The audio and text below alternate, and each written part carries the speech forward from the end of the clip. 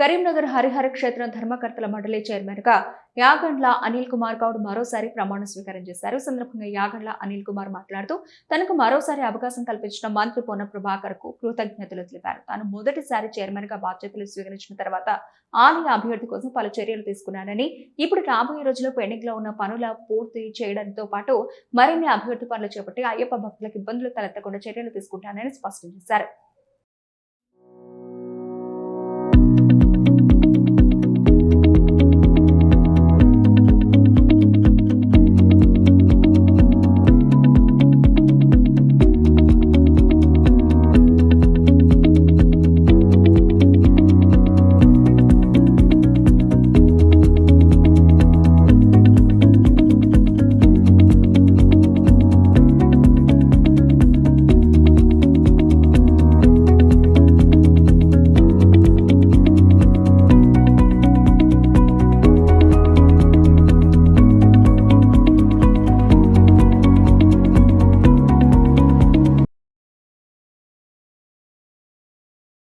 ఓం శ్రీ స్వామి శరణమయ్యప్ప, ఓం నమో వెంకటేశాయ నమ, శ్రీ ఆంజనేయ స్వామి నమ, ఓం నమ శివాయ.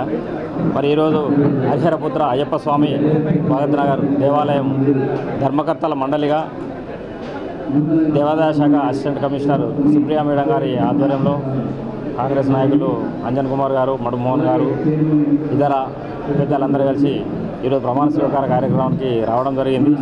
ఈరోజు గౌరవ రాష్ట్ర మంత్రివర్యులు శ్రీ దేవాదాయ శాఖ మంత్రి కొండ సురేఖ గారు, అదేవిధంగా మా గౌరవ మంత్రివర్యులు పొన్నం ప్రభాకర్ గారి ఆశీర్వాదం మేరకు ఈరోజు నేను ఇక్కడ చైర్మన్గా నన్ను నియమించడం జరిగింది.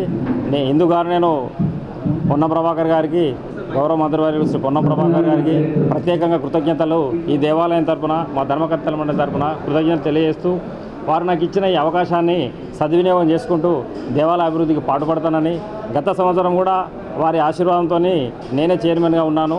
అదే ధర్మకర్తల మండలిని ఎక్స్టెన్షన్గా మరి ఈరోజు ఇచ్చి మళ్ళీ పొన్నం ప్రభాకర్ గారు ఆశీర్వదించినారు. వారికి మేము సర్వదా కృతజ్ఞులము. దేవాలయంలో గత సంవత్సరం కూడా దాదాపు 50 లక్షల నుంచి 1 కోటి రూపాయల వరకు ఇక్కడ అభివృద్ధి కార్యక్రమాలు చేయడం జరిగింది.